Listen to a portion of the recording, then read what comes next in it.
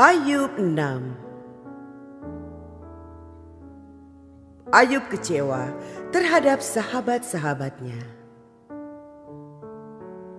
Lalu Ayub menjawab, hendaklah kiranya kekesalan hatiku ditimbang, dan kemalanganku ditaruh bersama-sama di atas neraja. Maka beratnya akan melebihi pasir di laut. Oleh sebab itu, tergesa-gesalah perkataanku.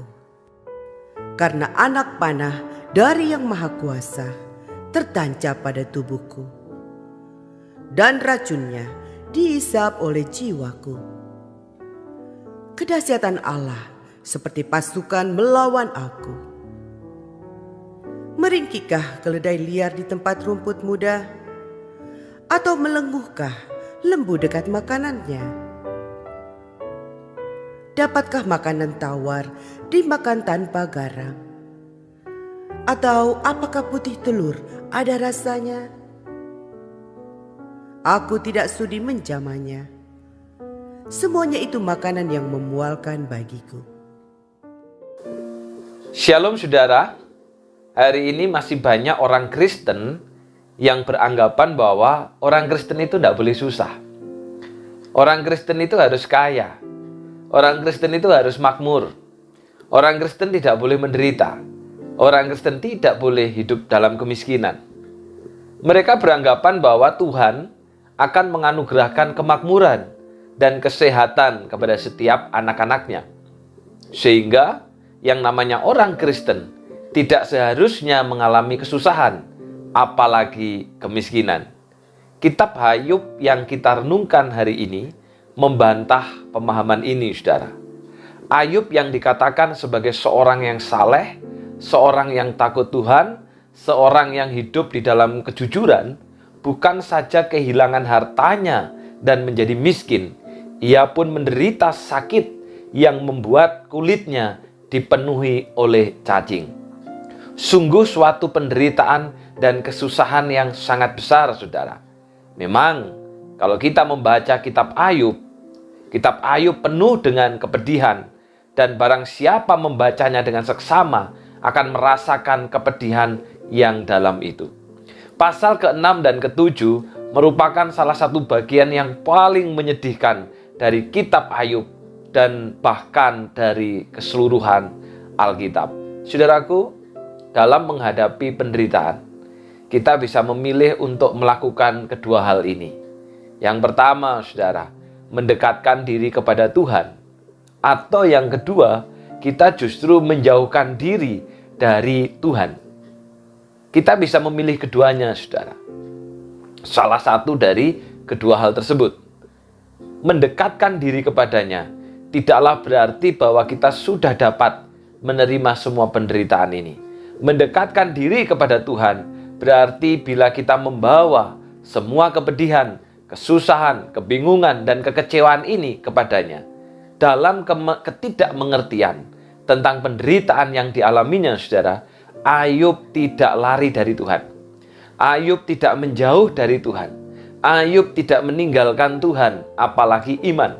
Tetapi justru sebaliknya, ia mendekatkan dirinya kepada Tuhan. Dan inilah yang membuat Ayub sekalipun susah, namun tetap tabah. Bagaimana dengan saya dan Bapak Ibu Saudara?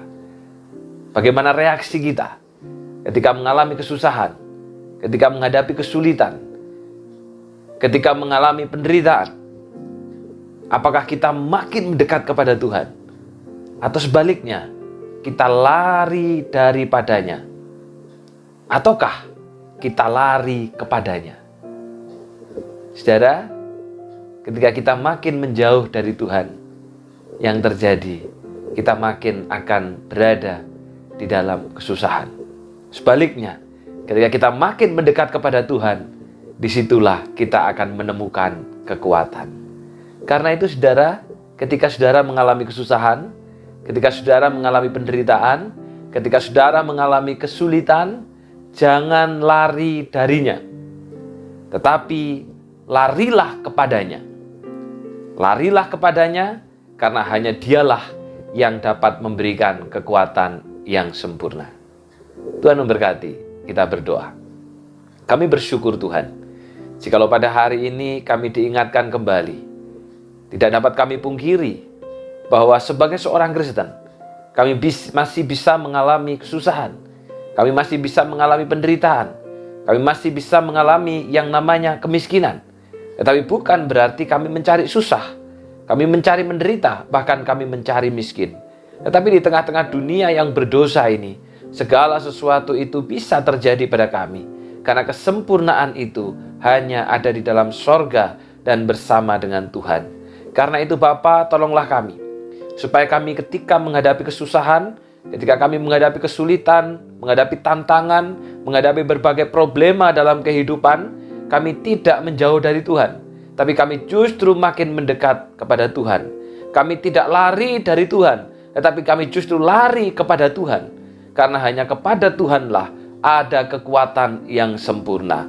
Tolonglah kami Bapa, supaya kami sekalipun susah, kami tetap tabah. Oleh karena kami berpegang, bahkan kami terus mendekat kepada Engkau. Berdoa secara khusus apabila pada awal bulan Oktober nanti Bapa, kami bersama-sama akan menyambut sakramen perjamuan kudus. Tuhan tolong kami, supaya kami dapat mempersiapkan diri kami dengan baik, dengan berdoa, dengan membaca dan merenungkan firman Tuhan, juga dengan menjaga relasi kami yang terdekat dengan keluarga. Karena ketika kami menyambut sakramen perjamuan kudus tanpa hormat, maka sesungguhnya kutuklah yang akan kami terima. Tetapi ketika kami menyambut dengan kekudusan, maka berkat yang akan kami terima. Terima kasih Bapa, dalam nama Tuhan Yesus kami sudah berdoa.